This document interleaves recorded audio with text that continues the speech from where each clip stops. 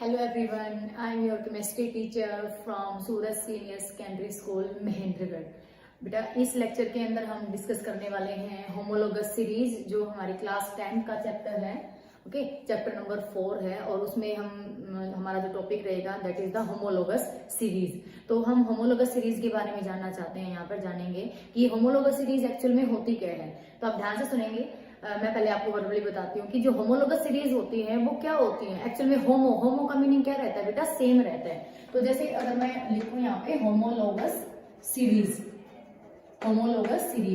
ये जो सीरीज है बेटा, ये ऑर्गेनिक कंपाउंड्स के ऐसे मेंबर्स होते हैं जिनका मॉलिक्यूलर फॉर्मूले में थोड़ा सा चेंजमेंट आता है और जिनकी जो केमिकल प्रॉपर्टीज होती हैं वो बिल्कुल कैसी होती है बेटा, सेम होती हैं। उनका जो फंक्शनल ग्रुप होता है वो कैसा होता है, सेम होता है। और जो उनकी केमिकल प्रॉपर्टीज होती है वो भी कैसी होती है बेटा, सेम होती है। लेकिन उनकी फिजिकल प्रॉपर्टीज कैसी रहती है, डिफरेंट रहती है। फिजिकल प्रॉपर्टीज में हम बात करें तो मेल्टिंग पॉइंट है, बॉइलिंग पॉइंट है, सॉलिबिलिटी है, ये सारी चीजें जो आती हैं वो फिजिकल प्रॉपर्टीज के अंदर आती हैं। लेकिन ऐसे कंपाउंड्स, ऐसे कंपाउंड्स जो सीरीज में चल रहे हैं और जिनका जो फंक्शनल ग्रुप है वो बिल्कुल सेम है। और जब फंक्शनल ग्रुप सेम होगा तो बेटा उनकी जो केमिकल प्रॉपर्टीज होंगी, केमिकल प्रॉपर्टीज मतलब वो किस केमिकल्स के साथ रिएक्शन करके क्या बनाएंगे, तो वो सारे कंपाउंड्स सेम ही रहेंगे। ठीक है, तो वो क्या कहलाती है बेटा, वो एक सीरीज है।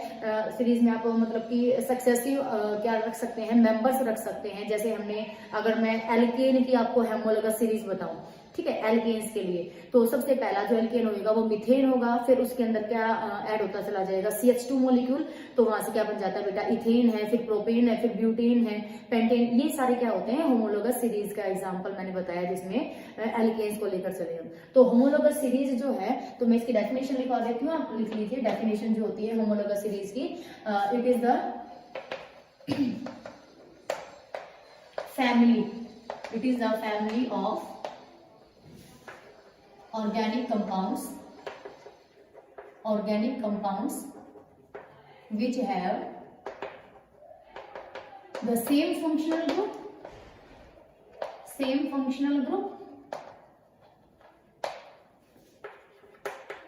same chemical properties,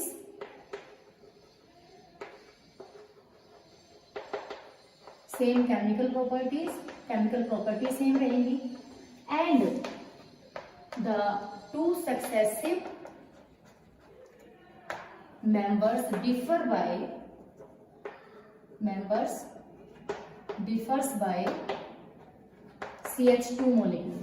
ठीक है बेटा, CH2 molecule मतलब ये कहना चाहता है कि भाई कोई भी आप जैसे किसी भी फंक्शनल ग्रुप के अगर आप सक्सेसिव मेंबर्स उठाते हैं, सक्सेसिव मतलब एडजेसेंट, एक के लगता है एक लगता है, ठीक है, मतलब एक मॉलिक्यूल तुमने लिखा, उससे उसका जो नेक्स्ट जो होमोलोगस बनेगा वो उन दोनों में जो डिफरेंस आएगा ना, वो कितना आएगा बेटा, CH2 मॉलिक्यूल का डिफरेंस होगा बस। CH2 मॉलिक्यूल के द्वारा वो जो एडजेसेंट सब्सटेंसेस हैं या एडजेसेंट कंपाउंड्स हैं उनके बीच में जो डिफरेंस होगा वो कितने के द्वारा होगा बेटा, CH2 molecule.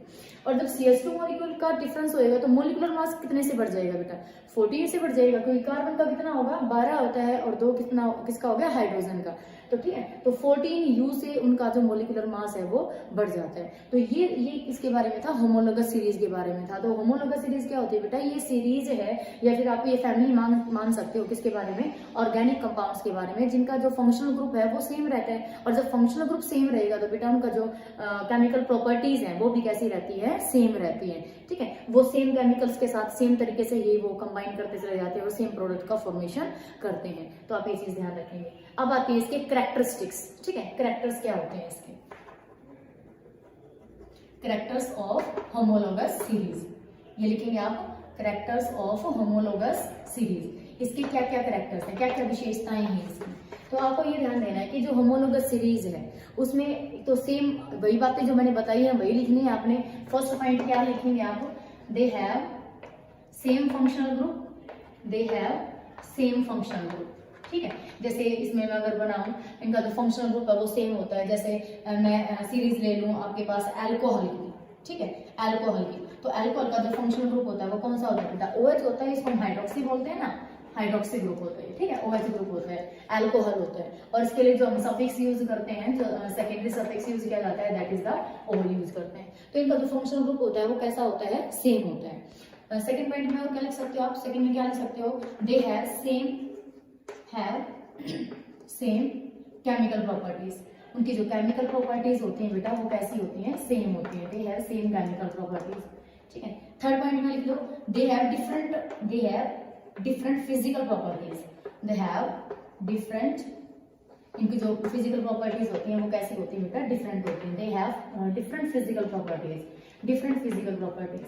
Different physical properties में आप यहाँ पे एग्जांपल के तौर पर लिख सकते हैं लाइक दैट मेल्टिंग पॉइंट, ठीक है, बॉइलिंग पॉइंट है, ये इनका कैसा होता है बेटा, एटसेट्रा, ये इनका कैसा होता है, डिफरेंट होता है। कैसे कि जैसे CH2 मॉलिक्यूल से कोई कंपाउंड बढ़ा, मतलब पहले कौन सा था, अगर हम एल्केन की बात करें, मैं मीथेन की बात करूं, तो CH4 में आपने अगला मेंबर जाना है तो वो क्या बनेगा, C2H6 बनेगा, क्योंकि CH2 आप उसके अंदर ऐड करोगे तो इसका मॉलिक्यूलर मास 14U, ठीक है, और उसका मॉलिक्यूलर मास कितना था, सिंपल जितना भी आप कैलकुलेट करेंगे कितना आएगा, 12 और 4 16, ठीक है, तो 12 कितने से 14 से ये बढ़ गया, तो बढ़ गया ना मॉलिक्यूलर मास, जो सेकंड वाला कंपाउंड है उसका मॉलिक्यूलर मास बढ़ गया।